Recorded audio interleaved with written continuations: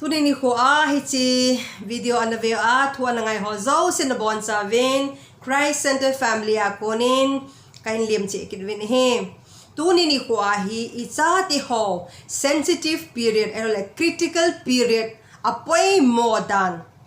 akul dan ti hi adia minu khangdong ho minu mi pa khangdong ho ni he te diwa poimo ta khat chung cha nga hi pha chom cha ni ki holum khom ki diu kanomin hem Bill Gates in hitin na says in him chapang hi kum 0 to 5 years kum nga sunga azil do ho zo se akifit ho zo se ahin ho zo se hi kum som git sung chan ahin khulum ke ya ahin chi pia hi chi dung zu ya so hin ho ahin man he tin na says in him adin hi chi sensitive period hi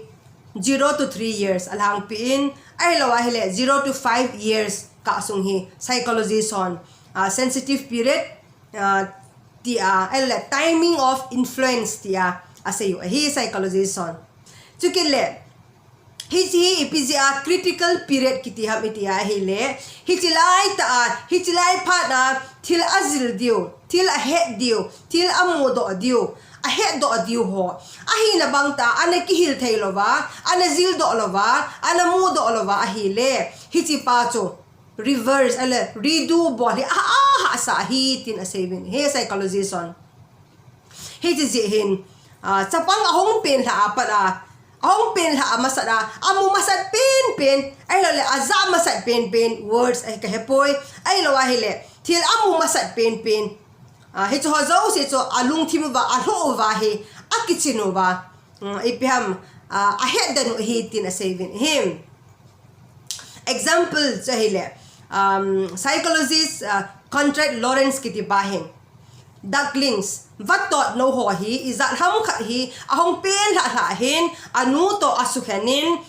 achang win mung kha hin akoizin ama hi anu tabangin akisemin vatot tabangin avain vatot tabangin ahamin ahile hiji pa hapta iza kha zo chun hiji vatot no ho chun hiji pa chu contract Lawrence kiti pa chu research board pa chu anu tabang anu ahi sawin ama nung so azui win ama ham chun aham ve akitin him chapang ahong pen la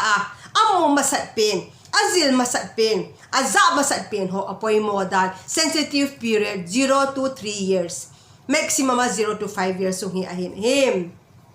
chuki lete ka la ding kha chu now sen jong ku ahong pen la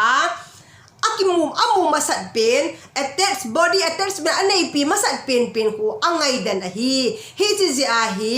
mi nu ho ai piham apo do ding hele now sen midang koma stranger hello le midang koma lumong thelowa kapju hi azi chu hi chi phar sung hi apoi mo dan so sensitive period critical period hi zi hin him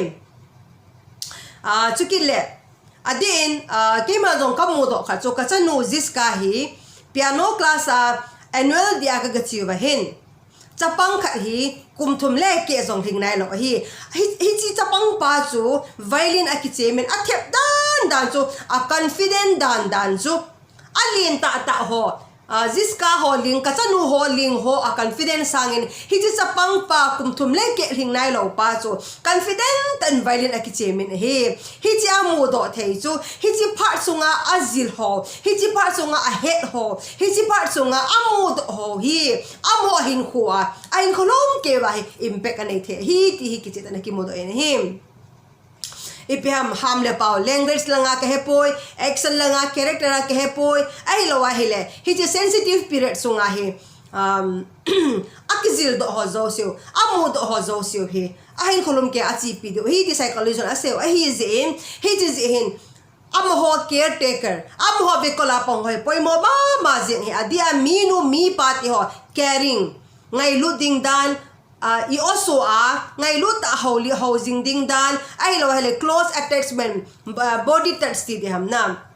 nupa kina zing zing mi nu han se zing zing lung hang zing zing kitom zing zing ho se zing zing cha ti ho se zing zing ho chu hi ta bo ho chu a za zing ke a hi le hi chi pha sunga hi ama hi emotionally a hung stable loading hi tin psychology na saving him example a kachapa kachanu hi ke ma an kumli chen hai tan kan senin a hi le very confident a hi ni kachapa hi kum ka le ke a hi in na ka to se canada han a hi le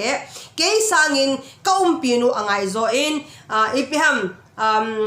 ke to attachment on la sama ma jing he a hi la pha chom kha zo in na to la ka hin nga zo in hai tan pha khan man kompin a hi le ama zo tha ben attachment chu ka hin nei ke hanin tham khat kamis na khat so amazon hi tu chan ge hin ipiham keima enemies be se je jon aggressiveness na khat hi identity hi kamun he hi chi hi zin nu le pa ti ho ichi thei ma diu chu hi chi phar sunga hi cha ti ho ha ngaya ngai lu ding a pha ho lim pi ding body attachment nei pi ding ai lo wa hi le communication hi one of the most integral part hi na communication cha ti ho hi chapang thani thum hi jong le ho lim pi jing ding nu ti ho in a pha se pi jing ding nui pi ding rhyme so sa pi ding story ho se pi ding a he so ke a hin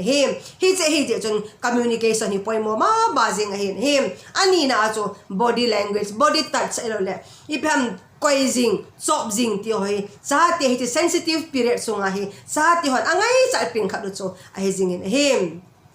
skill lama ise jong le thil balding music lam hi ta drawing la hi ta i pe la hi jong le ama ho thonop dung zuya a bol wa hi le hi pe hi chu na sat ta